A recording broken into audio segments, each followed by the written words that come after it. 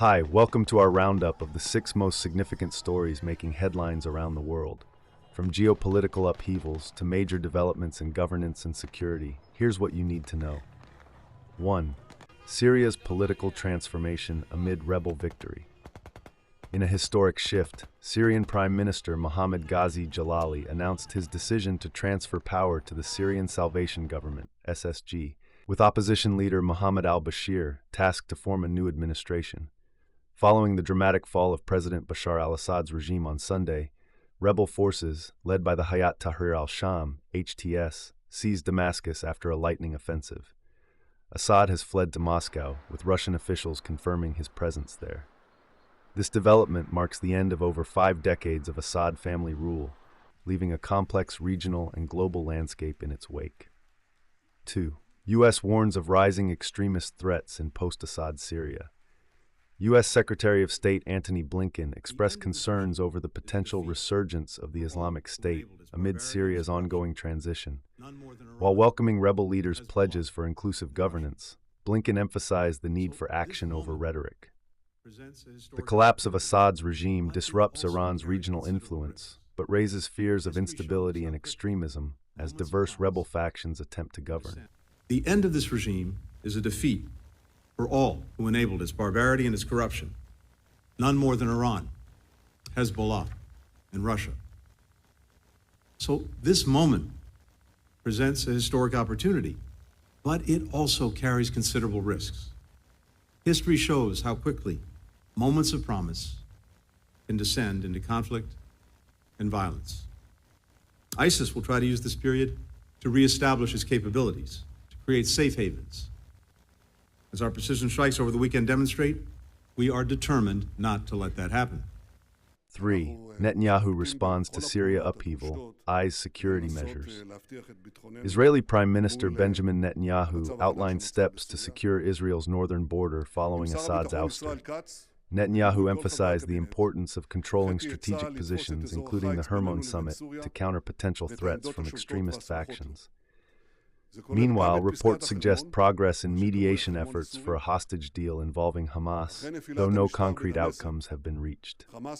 4. Violence in Haiti claims 180 lives amid gang-driven chaos. In Haiti, a weekend of violence in Cite Soleil, a poverty-stricken area of Port-au-Prince, left 180 people dead. The attack, reportedly ordered by Wharf Jeremy gang leader Monel Macano Felix, was allegedly driven by suspicions of witchcraft after the death of his child. The Haitian government pledged to track and eliminate those responsible as the nation grapples with escalating lawlessness. I'm deeply honored and humbled to receive such an overwhelming endorsement from the Ghanaian people. 5. Ghana's John Mahama returns to power. John Mahama celebrated his victory in Ghana's presidential election, securing nearly 57% of the vote.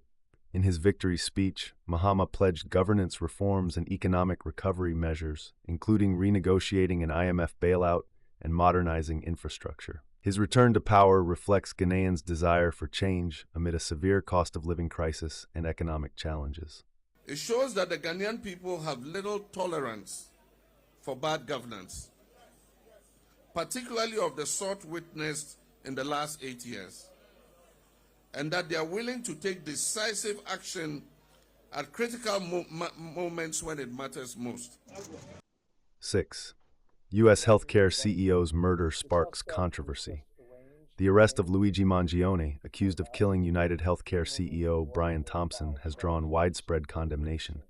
Pennsylvania Governor Josh Shapiro denounced the violence, emphasizing that policy differences must not lead to bloodshed.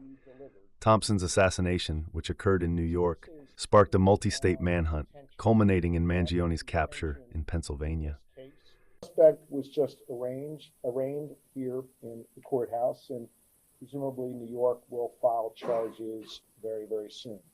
That process will continue to play out, and justice will be delivered in this case.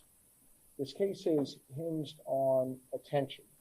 In fact, the attention in this case and the killing of Brian Thompson was helpful, no doubt, in allowing us to capture this killer, in alerting that individual at McDonald's this morning, and then having that individual contact police. But some attention in this case, especially online, has been deeply disturbing, as some have looked to celebrate instead of condemning this killer. Brian Thompson was a father to two. He was a husband, and he was a friend to many. And yes, he was the CEO of a health insurance company. In America, we do not kill people in cold blood to resolve policy differences or express a viewpoint. Within several seconds of the first contact, he had asked the suspect if he had been in New York City recently. And that really invoked a physical reaction from the suspect. He became visibly nervous, kind of shaking at that question. And he didn't really answer it directly. So that statement alone really said a lot. And the suspect didn't have to say a lot after that question to show that, you know, he was very nervous at that point. He was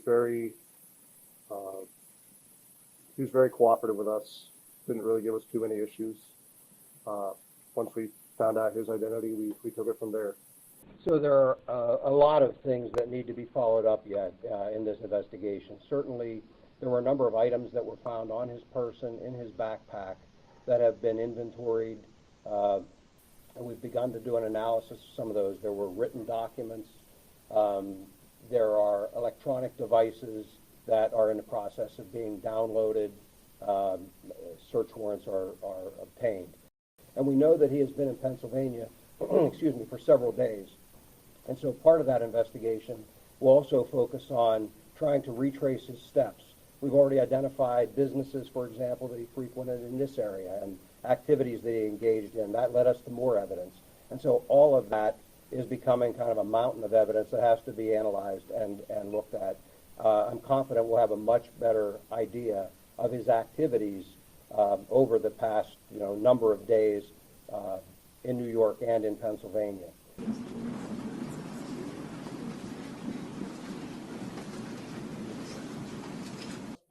Stay tuned as we continue to bring you updates on these evolving stories, shaping the world's political, social, and economic landscape.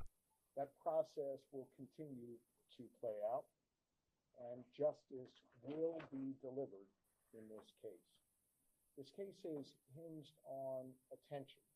In fact, the attention in this case and the killing of Brian Thompson was helpful, no doubt, in allowing us to capture this killer.